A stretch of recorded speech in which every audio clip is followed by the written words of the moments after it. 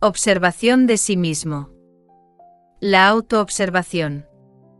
La autoobservación íntima de sí mismo es un medio práctico para lograr una transformación radical.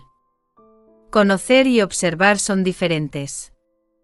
Muchos confunden la observación de sí con el conocer. Se conoce que estamos sentados en una silla en una sala, mas esto no significa que estemos observando la silla. Conocemos que en un instante dado nos encontramos en un estado negativo, tal vez con algún problema o preocupados por este o aquel asunto o en estado de desasosiego o incertidumbre, etc., pero esto no significa que lo estemos observando. ¿Siente usted antipatía por alguien? ¿Le cae mal cierta persona? ¿Por qué? Usted dirá que conoce a esa persona. Por favor. Obsérvela. Conocer nunca es observar, no confunda el conocer con el observar. La observación de sí, que es un 100% activa, es un medio de cambio de sí, mientras el conocer, que es pasivo, no lo es. Ciertamente conocer no es un acto de atención. La atención dirigida hacia dentro de uno mismo, hacia lo que está sucediendo en nuestro interior, sí es algo positivo, activo.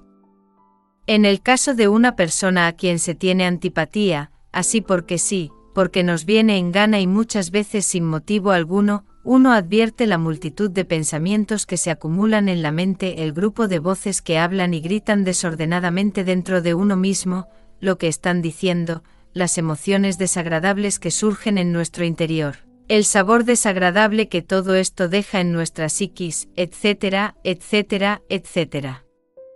Obviamente en tal estado nos damos cuenta también de que interiormente estamos tratando muy mal a la persona a quien tenemos antipatía. Mas para ver todo esto se necesita incuestionablemente de una atención dirigida intencionalmente hacia adentro de sí mismo, no de una atención pasiva. La atención dinámica proviene realmente del lado observante, mientras los pensamientos y las emociones pertenecen al lado observado.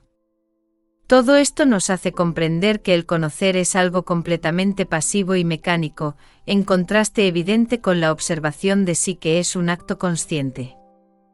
No queremos con esto decir que no exista la observación mecánica de sí, mas tal tipo de observación nada tiene que ver con la autoobservación psicológica a que nos estamos refiriendo. Pensar y observar resultan también muy diferentes. Cualquier sujeto puede darse el lujo de pensar sobre sí mismo todo lo que quiera, pero esto no quiere decir que se esté observando realmente. Necesitamos ver a los distintos yous en acción, descubrirlos en nuestra psiquis, comprender que dentro de cada uno de ellos existe un porcentaje de nuestra propia conciencia, arrepentirnos de haberlos creado, etc. Entonces exclamaremos: ¿pero qué está haciendo este yo? ¿Qué está diciendo? ¿Qué es lo que quiere? ¿Por qué me atormenta con su lujuria, con su ira, etcétera, etcétera, etcétera? Entonces veremos dentro de sí mismos todo ese tren de pensamientos, emociones, deseos, pasiones, comedias privadas, dramas personales, elaboradas mentiras, discursos, excusas, morbosidades, lechos de placer, cuadros de lascivia, etcétera, etcétera, etcétera.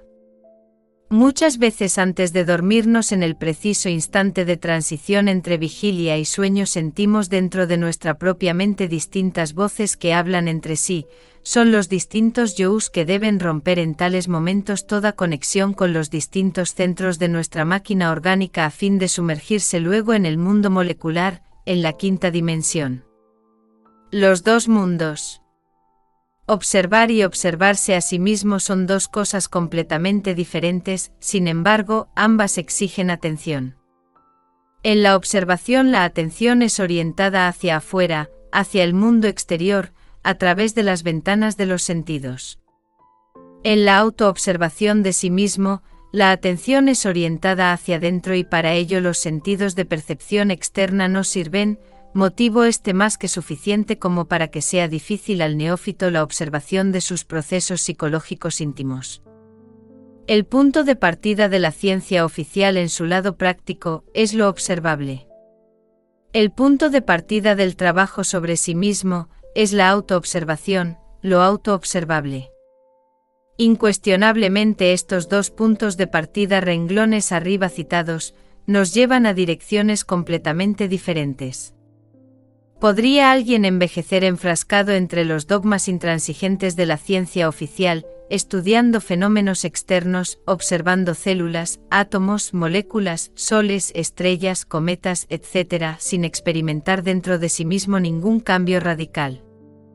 La clase de conocimiento que transforma interiormente a alguien jamás podría lograrse mediante la observación externa.